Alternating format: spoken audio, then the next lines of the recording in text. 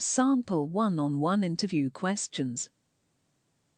The purposes of the individual interview include seeing how quick thinking you are without the group to support you, getting a better sense of where your weak spots are, and verifying your history.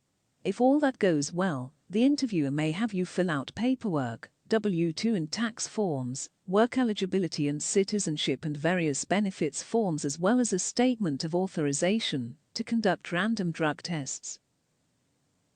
Note that the paperwork doesn't mean you've been hired. Technically, even if the paperwork clears, the airlines will only ask you to participate in training. You won't be given an offer of employment until you complete training. Your date of hire is thus the date you graduate from training. Questions. Briefly tell me about your previous jobs. Strategy. Know your resume and stick to it. They might be looking to see if your information is correct. Talk about the parts that are similar to being a cabin crew: service, safety, handling pressure, being flexible. Answer. In my part-time work while a student, in addition to earning money to support myself and become more independent, I also try to focus on learning how to understand and help people, and to get to the root cause of issues to find better solutions. Questions.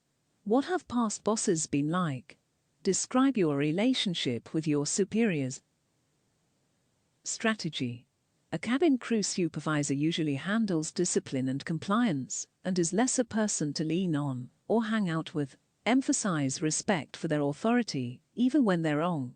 Avoid statements about preferring to work independently. Answer. I'm pretty self-starting, and as a consequence have worked well with bosses who have been somewhat hands-off. I like it when they trust me to get something done, and work hard, in good time, and independently. I've definitely preferred the freedom and respect that comes with working independently. On the other hand, I've enjoyed working closely with other people at my level, sharing new ideas for better ways to do something, or getting a project out by each, doing a part and bringing that together in the end. Socially, I've always enjoyed hanging out with co-workers after the job is done. Questions. Describe your relationship with your co-workers. Strategy. Cabin crews are social creatures and must work well as a team, but can sometimes be distant or unprofessional, and you have to fit with both. Answer. See above. Make sure you don't say, "Oh, I love to hang out with my co-workers. We go to happy hour all the time. They've got my back, and we look out for each other."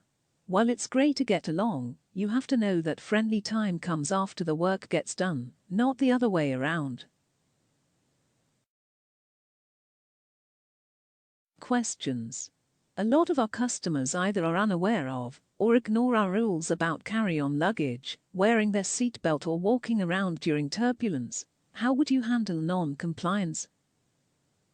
Strategy. Politely remind them of the rule, be firm, and give them options or choices. Avoid sounding like you'd be too forceful or impolite with customers. Answer. Depending on the situation, show you can exercise judgment. I would politely remind them of the rule, find out why they might not be able to comply, be firm when necessary, and offer them other options. Questions. What is the most important part of being a cabin crew? Strategy. This question is intended to test if you know what you'll be getting into with long hours, changing schedules and delays, and a tough physical work environment. Avoid harping on the travel benefits. Answer.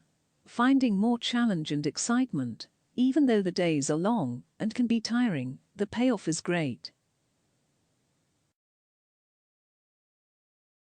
Questions. Will you be leaving family behind in order to start training? Strategy. While airlines are not able to discriminate based on marital status or sexuality, if your significant other isn't willing to relocate, You may be more likely to quit after a few months at a faraway base. Avoid acting annoyed at the question.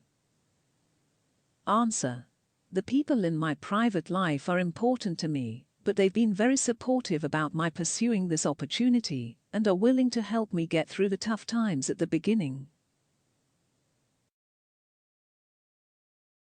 Questions: why should we hire you when there are thousands of more qualified people who want this job? Strategy: how do you react when someone is subtly rude? Say you saw a lot of very qualified people and feel a great fit with other candidates, are ready to work hard and hungry to satisfy a long-time dream. Avoid denigrating other applicants. Answer: I certainly hope that you will find several candidates who can help you meet the goals of your airline. I believe that through caring, patient attention to people and their needs, I am one of those who can help do that. While there are certain sacrifices I'll be making starting out, I believe I will be able to meet those goals while minimizing disruptions in my personal life so that I can give 100% to XYZ Airlines.